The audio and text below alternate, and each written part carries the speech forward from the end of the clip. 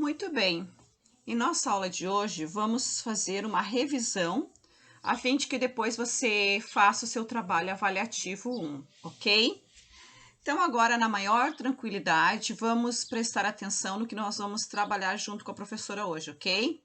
A nossa revisão vai retomar questões envolvendo argumentação a fim de que você consiga interpretar, inferir e dessa forma você resolver as suas questões, ok? Muito bem. Lembre-se, nós estamos trabalhando a argumentação, nós estamos organizando a estrutura da escrita. Agora, você vai realizar um trabalho avaliativo que vai levar você a desenvolver essa argumentação de forma crítica na hora que você interpreta questões. Você entendeu? Você não vai fazer uma redação agora, mas você vai entender questões de interpretação para que quando você possa abrir a sua mente na hora que você receber a sua proposta de redação, a partir da leitura dos textos motivadores e também da resolução de questões envolvendo a disciplina de língua portuguesa, de literatura e outras disciplinas, ok? Então, vamos à primeira questão? Olha só, nessa primeira questão, eu tenho aqui um texto, certo? Que diz sobre a divulgação das fake news tem impactos negativos em diversas dimensões da sociedade, tais como saúde, educação e política. Pesquisa do Monitor do Debate Político no Meio Digital, da USP, identificou os grupos familiares de aplicativos de mensagens por celular como os principais vetores de notícias falsas. Um dos fatores para essa proliferação de fake news por esse meio é que a notícia geralmente não tem autor ou fonte, derivando a legitimidade da informação de quem enviou a notícia, normalmente pessoas conhecidas e de confiança, ok? Agora, assinale a opção que está em desacordo com o tema e a argumentação expostos no texto. Então, você tem aqui um tema, que é a divulgação de fake news. E agora você tem uma argumentação aqui baseado em pesquisa. E aqui você tem também, nesse trecho, ressaltando quais são ou qual é um dos fatores para que essa proliferação, né, essas fake news se espalhem. Uma vez que não tem quem assine, nem a fonte segura e legítima dessa informação, ok? Então, o que está em desacordo com tudo isso que a gente conversou? Vamos analisar agora cada uma das opções. A primeira, que é a letra A. As fake news estão restritas aos grupos de famílias, não tendo, portanto, grande impacto em esferas públicas da sociedade, pois circulam apenas no âmbito privado. Tanto as eleições presidenciais de 2016 nos Estados Unidos quanto as eleições brasileiras de 2018 estiveram envolvidas em denúncias de uso massivo de fake news, por vezes criado pelas próprias campanhas dos candidatos. Letra C. Fake news é o termo em inglês que significa notícias falsas, sendo esse um dos temas de grande relevância para a vitalidade dos sistemas democráticos no Brasil. Letra D. Independentemente de linhas ideológicas, é relevante compreender como as fake news ocorrem e são propagadas, o que ressalta o importante papel do jornalismo e da utilização responsável das mídias sociais. E a letra E. O WhatsApp funcionou como terreno fértil para a difusão de fake news durante as eleições nacionais, fazendo com que a sociedade ficasse mais vulnerável às notícias falsas. Bom, você tem agora aqui essas 4 opções. Mas lembre-se, o que nós estamos procurando é aquilo que está contra o tema e contra a argumentação colocada nesse trecho, ok? Você leu, prestou bem atenção. Qual você marcaria? Qual que está contra? Está em desacordo? Exatamente, ó. As fake news estão restritas aos grupos de famílias, certo? Não tendo, portanto, grande impacto nas esferas públicas. É isso que diz?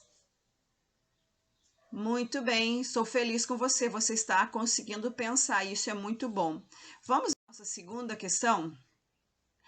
Então, agora vamos ver, assinalar como verdadeira essa premissa ali.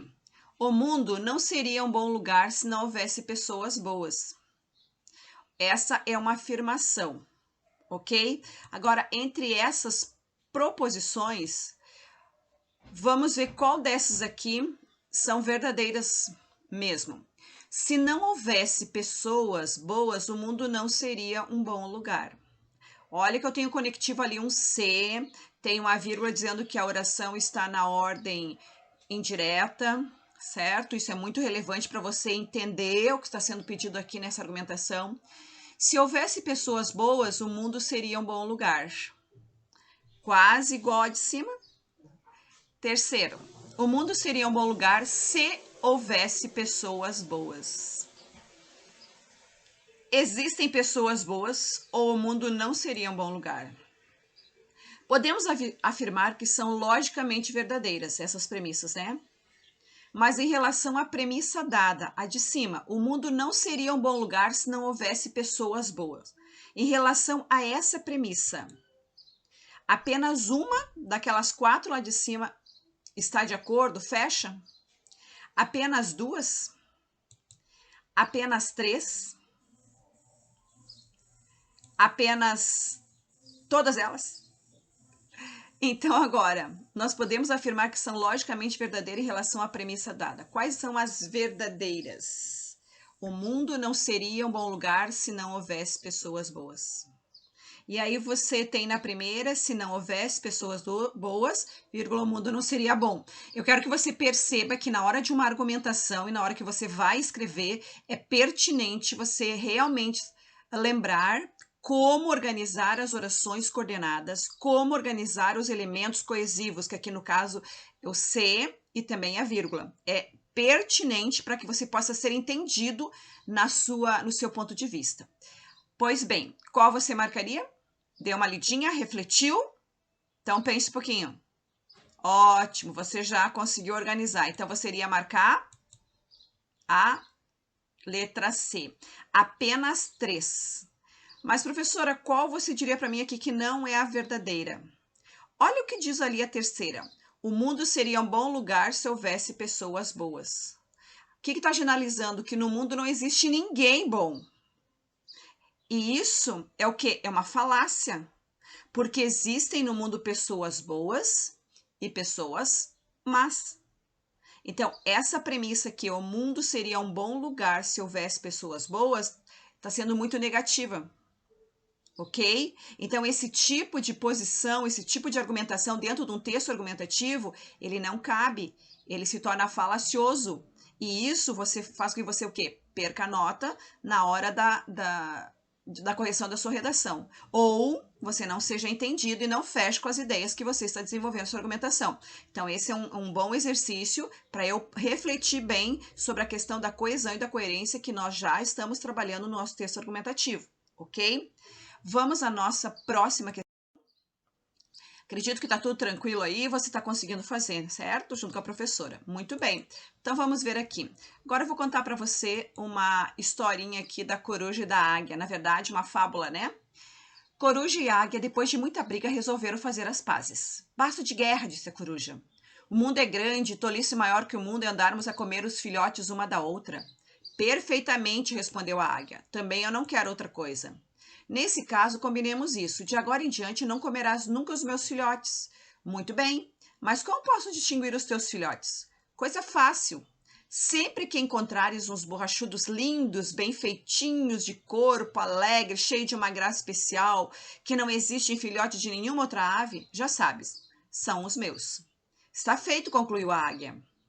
Dias depois, andando à caça, a águia encontrou um ninho com 3 monstrengos dentro, que piavam de bico muito aberto. Horríveis bichos, disse ela. Vê-se logo que não são os filhos da coruja. E comeu-os. Mas eram os filhos da coruja. Ao regressar à toca, a triste mãe chorou amargamente o desastre e foi ajustar suas contas com a rainha das aves. Que? Disse essa admirada. Eram teus filhos, aqueles monstrenguinhos? Pois olha, não se pareciam nada com o retrato que deles fizeste. Moral da história? Para retrato de olho, ninguém acredita em pintor. Pai, já diz o ditado, quem ama o feio, bonito lhe parece. Ok? Monteiro Lobato. Toda fábula, ela passa o quê?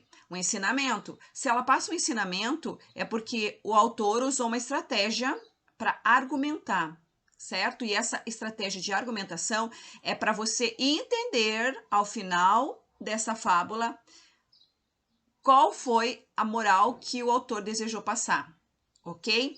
Agora, de acordo com essa fábula, a estratégia de argumentação da coruja foi qual?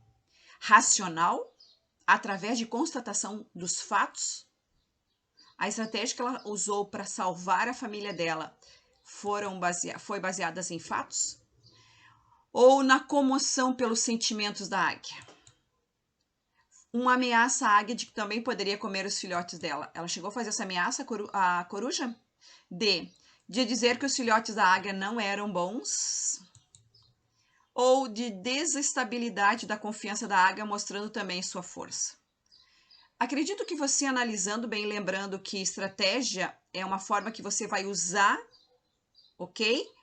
Para se defender e dessa forma você convencer o outro.